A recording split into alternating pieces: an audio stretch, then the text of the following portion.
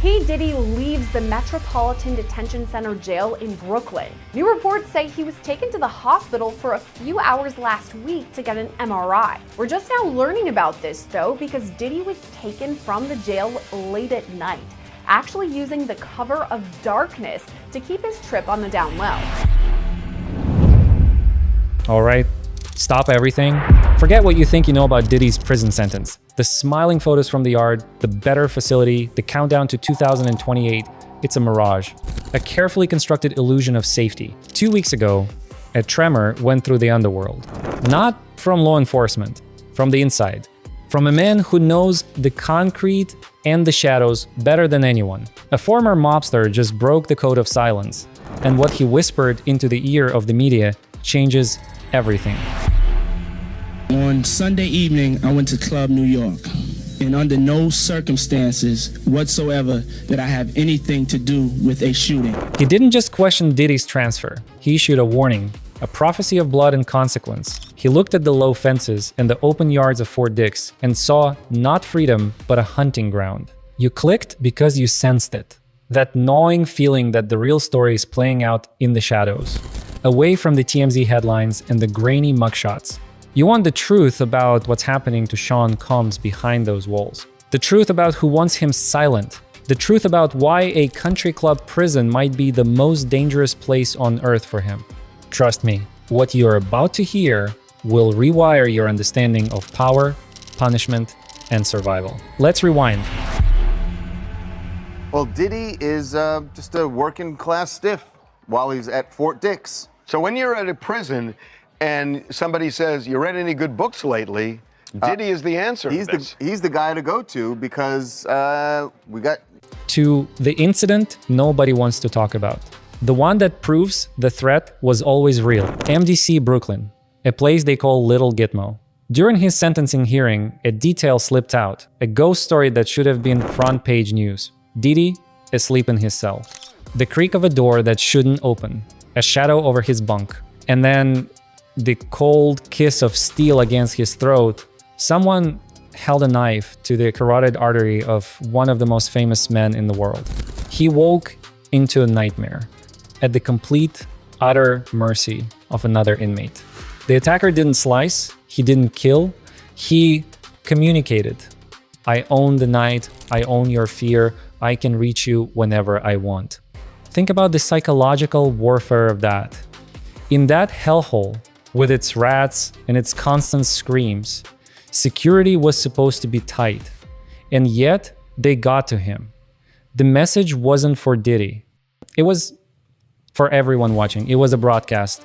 He is touchable. And Sean Diddy Combs is not the first prison inmate to get busted with it, allegedly. But Diddy may be the first to have once owned a vodka brand worth upwards of $1 billion. That would be Ciroc. Now, he's been moved to Fort Dix, New Jersey. On paper, it's an upgrade, a reward. Green grass, laundry duty, visitation from family. He's smiling in the sun.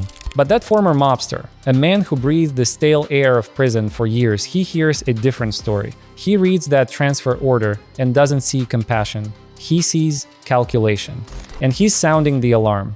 Here's the brutal, counterintuitive truth he laid bare. Maximum security protects, minimum security exposes. At MDC, the danger was chaotic, random, a stabbing in a crowded block. But the walls were thick, the guards were everywhere. Your movements were choked. Your communications were monitored. But that still leaves the question of Diddy's alleged newfound sobriety, which he made such a big point of emphasizing when he was sentenced, and whether this will have any impact on that sentence. Joining me now with his hard-won expertise on all of this. It was a pressure cooker, but the lid was screwed on tight. For Dix, the lid is off. The former mobster, Michael Franzese, breaks it down with chilling clarity. Diddy is a golden ticket. In a medium or a low security facility, inmates aren't just thinking about survival. They're thinking about the future, about connections, about business deals on the outside. Your wealth, your fame, becomes a shield. They want you alive as long as you're useful. But, and this is the seismic but, that should freeze your blood. That shield only holds if you're more valuable alive than dead. Let's connect the dots the way the mobster does. Diddy isn't just any rich inmate. He's a man who walked among presidents, celebrities, and power brokers for decades. He's a man entangled in a web of allegations that speak of parties, secrets, and names. Think about the name that now haunts every conversation about powerful men in peril: Jeffrey Epstein. Epstein knew names. He had a little black book. Diddy Combs' life behind bars is coming to light. In a photo taken from inside New Jersey's Fort Dix Federal Correctional Institution on November 23rd, the rapper wears a gray pullover and sweatpants as he walks down a... And he died in a medium security facility under circumstances so suspicious, the official explanation strains credulity. Now follow the logic. At Fort Dix, security is looser. Reports are already swirling that Diddy has allegedly been able to make outside contact from his new cell. If he can call out, what can be sent in? A message? A payment? An order? The very freedom that lets him walk in the yard is the freedom that lets a shadow walk beside him. The open space that lets him breathe fresh air is the same space where a deal can be made, a threat can be delivered, a debt can be collected, with no cameras watching. The mobster's warning is this: in a hellhole, the danger was a knife in the dark from a desperate man. In a nice prison, the danger is a quiet conversation in the laundry room, a strategic alliance. A promise or a death sentence decided by people who will never see the inside of a cell. And then... You ask what you think he's going to do when he gets out. He's going to write a book. He's going to do a little documentary about his glorious time in the federal penitentiary. He looks like everything. It gets darker. Another voice from the abyss weighs in. Sammy the Bull Gravano, a man who helped bring down the Gambino crime family, a man who orchestrated murders, the literal embodiment of organized crime. And what does he say about Diddy's crimes? He is disgusted. He said, and I quote, "If we did that in the mob, we would be killed for it." Let that detonate in your mind. A confessed murderer, a man who broke omerta, is drawing a moral line that he says Diddy crossed. The mob had rules, codes. Women and children were off limits. Break that code, and your own people would erase you. No trial, no prison transfer, just justice, mob style. Gravano's statement isn't just commentary. It's a verdict from a world that operates parallel to our own. It's a signal to anyone inside who might care about that old twisted sense of honor.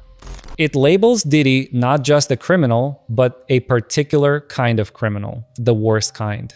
So now you have the perfect storm. You have a high-value target, potentially holding explosive secrets, in a facility where influence and access can be traded like currency. And he's been publicly marked as a pariah by the one subculture that still commands a perverse respect behind bars. Drug program, you can knock as much as 18 months off your sentence. Now, I don't know if he'll qualify, if they'll allow him to go in, but he'll probably start to think about, okay, what can I do to reduce my time now? That's what everybody thinks when you get in there. Okay, right here. I need you to process this. Look at the smiling yard photos again. Do you see a man who's safe? Or do you see a man performing for the camera, knowing the real game is played off screen? This is where you come in. You're part of this story now. Hit that subscribe button and ring the bell. Because this narrative is unfolding in real time, and behind the fame is your direct line to the breakdown. We go beyond the headline, we go into the gut. Don't miss what happens next. The instability is already showing. Just days into his better situation, Diddy got caught with Hooch, homemade alcohol. A small rebellion, but a telling one. It speaks to a man used to controlling his environment, now trying to control the uncontrollable. It's a risk, a misstep. In this new, delicate ecosystem, every slip-up is a data point for those watching him. And hovering over it all, the pardon question. The political wild card. Could a signature from the White House unravel this entire deadly equation? The White House says no. But in this world, no is just not yet. So here is Diddy's impossible reality. He can't hide in solitary for 2.5 years. That's psychological suicide. But he can't walk the yard without a target on his back. That's physical suicide. His money is both his shield and his curse. His knowledge is both his power and his death sentence. The former mobster is right. The transfer to Fort Dix wasn't an escape from danger.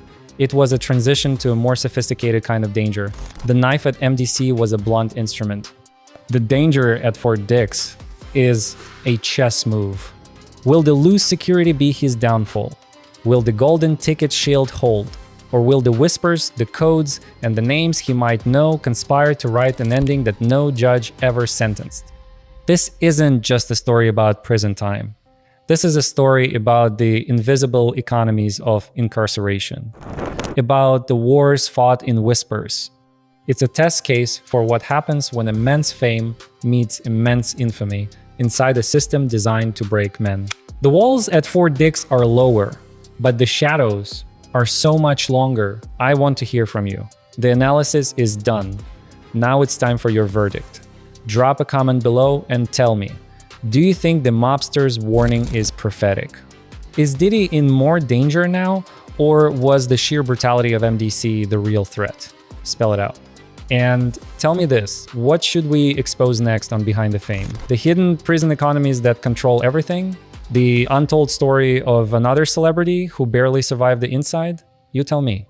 The next deep dive starts with your comment. If this glimpse behind the curtain of fame and infamy changed your perspective, smash that like button. It tells the algorithm to pull back the curtain for more people. The story is evolving by the hour.